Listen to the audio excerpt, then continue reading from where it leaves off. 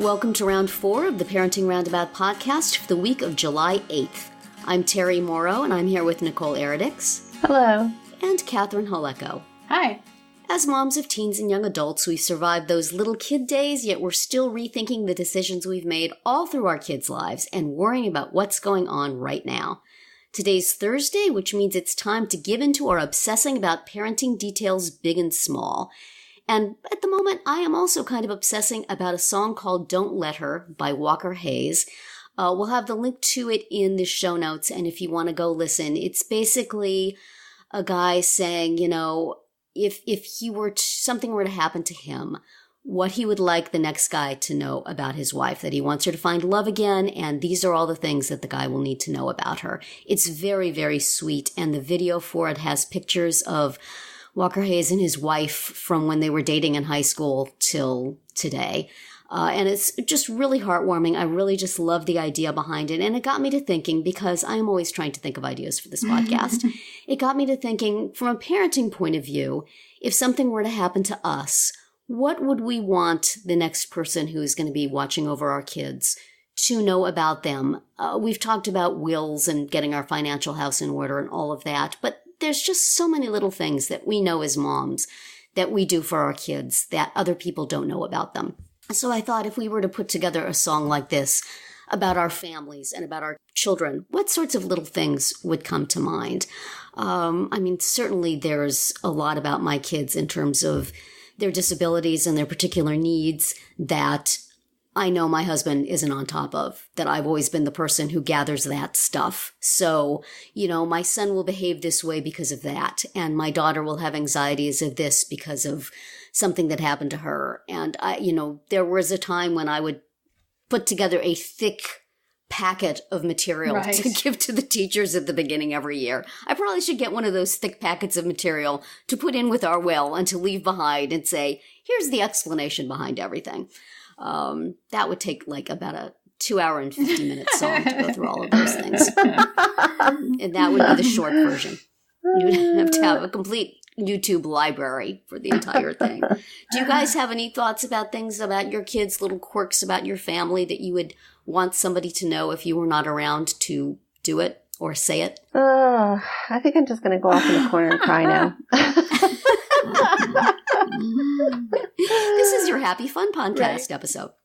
I feel like there's for the kids and there's for the pets as well. Oh, yes. Oh, my goodness. Certainly. The kids can talk. The pets can't. You have to give her a treat every morning with her breakfast. Yeah. Right. I think when my kids were younger, I had a lot of concerns about my daughter because, she was pretty, didn't like sleepovers and. Mm-hmm. Oh, yeah. Actually, this trip that she just went on with her father, she's been closer to me. She's spent more time with me over the years. He's traveled a lot. They are close, but, he's never spent any real amount of time with her, like an extended amount of alone time with her, just the two of them kind of thing. I think that was I didn't really prep him or give him any warning or kind of, how to deal with certain things. It was a big learning curve, I think, for him because as much as, she's 18, she still requires, prepare her ahead of time and prompt her. Right. And, she's very literal. So she'll take what you mean to heart. And it's just those little things, right, that they really had to figure out on this week-long trip they went on. So. Yeah. And that make you think of your husband. Where have you been for the past? How do you not know this stuff? Oh, I know. He's been working away, traveling. I guess. I still have to explain things to my husband. This is the background, right? Mm-hmm. You know this stuff. Right. Why are you expecting something different? That whole, warning her before you do something, that is big with my son. All the transitions and everything. It's how they teach you when they're in preschool. Like, you have to have rituals and transitions, and, you can't just, like, grab them and make them. And, I tell my husband this regularly, and he's still like, why isn't he down here? I told him we were leaving at this time. Oh my gosh. You have to give him a warning, and you have to allow extra time. Like, this is 101, it's just, just save yourself the heartache and do it my way. Yeah. Yes. Oh my. Yeah, you can't just expect her to, like with my son, he just is like, okay, fine. That's, he can shift easier, right? Yeah. Like the transitions are easier on him. Whereas her, it's like, oh my gosh, the end of the world. And then she gets upset and starts yelling, and he starts yelling, and it's just, this crazy chaotic thing. But so, I think they haven't talked about how they dealt with each other on the trip, but yeah, they came back alive. Still speaking to each other in general. Yeah. So that was good. But for a long time I had to explain to people that my daughter cries a lot, and it's not really something to worry about. The tears are just very close to the surface. It's just her way of relieving stress, and it's really a good thing. And you don't need to make a big deal about it or worry about it or think something big is happening. Just let it go. It's healthy. It's good. And also, her tears are really, really close to laughter. So if she starts to cry, if you can do something goofy, she will immediately flip over. So that was always a trick I like to use. That I don't think my husband necessarily knows about. He just, female tears bad. And oh, right. So that was always a thing that was a little trick and a little secret between her and I, and that I would try to let people know if she was going on a school trip or something. I think people always thought that was weird that I said. Right, but it makes you sound like you don't care. But you're like, no, I understand she cries, but it's better fine. than you. So Exactly. And it's just stress bubbling up and foaming off, and then it's fine. So just let it go. It's not a big deal. And then with my daughter, it would be like, she explodes emotionally. Like she doesn't cry, but she's like a volcano. But then 2 seconds later, she's fine. Yeah. It's not like, it's not long lasting. It's literally a volcano. She explodes and then it's done. Right. So, good information to pass on. Yeah. Because some people might think, oh my gosh, it's the end of the world. But with her, she just blows off that steam and then she's good to go. But my daughter has always been able to handle my son really well, like in terms of just how to coax him to do things or take him down off the ledge if he's upset or whatever. She's just always been really good at that. So I guess my note would say, like, please refer to the sister, because she probably can fix it. Yeah. Yeah, even from when she was a very little kid. Aw. Yeah, I would probably say, keep my kids in separate rooms. They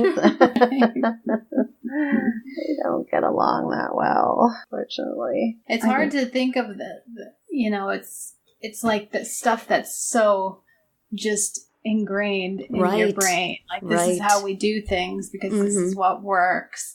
And that's why those instruction manuals have to be so long, because when you stop and have to spell it out, it's like, there's a lot of steps here. That you're just doing automatically without even thinking. Right. We just know. It's like writing out those babysitting notes for your babysitter. Exactly. When they were younger. Get into ridiculous detail just because I know, right? You know so much. Right. And why not, make it easier on everyone by explaining it. I used to be so envious of moms who could just leave their kids and go. Who could just I should clarify that. Leave their kids with their husbands and go. That, their husbands would just, I have one friend like that who she had 3 children and then a foster baby. And, she also had an older child back east that she would often go and visit, and she would just plan the trip and go. And her husband would look after the kids, and it's like, holy cow. I could never have done that. I mean, I could have, but... Yeah. Not without a great deal of preparation, as discussed in our travel edition recently. Yeah, one more thing about the song that I wanted to mention, the title "Don't Let Her," is that he's saying that he doesn't, if she ever misses me, don't let her. And do you ever think about if something happened to you, would you want your kids to be thinking of you all the time, or would you want them to move on? I go back and forth. I do worry sometimes about how would they possibly get on without me, and would they constantly be upset because I wasn't there. And so in that way, I would sort of like them to just, have a fond memory, but be able to move on in their lives. But on the other hand, how could they not be every day thinking, where is she? She promised she would be here forever. This podcast needs a trigger warning. Sorry. This is so sad. It is.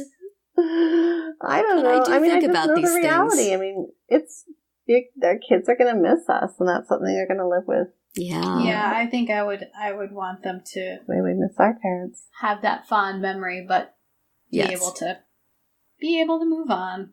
It's not like they're going to get another mom. Like, they're not going to... Because their age. It's not like in the song he's talking about don't let her, don't get married again or whatever. It's not like your kids are going to be able to just replace you. Yeah.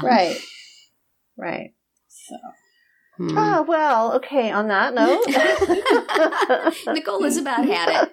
Take us out. I'm over this conversation. We're going to go lay down in a dark room after this. It'll be fine. Seriously, I'm out.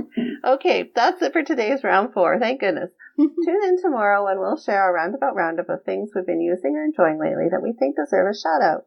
Find all our episodes at parentingroundabout.com and talk back in the comments there, on our Facebook page, or on Twitter, where you'll find us at Roundabout Chat.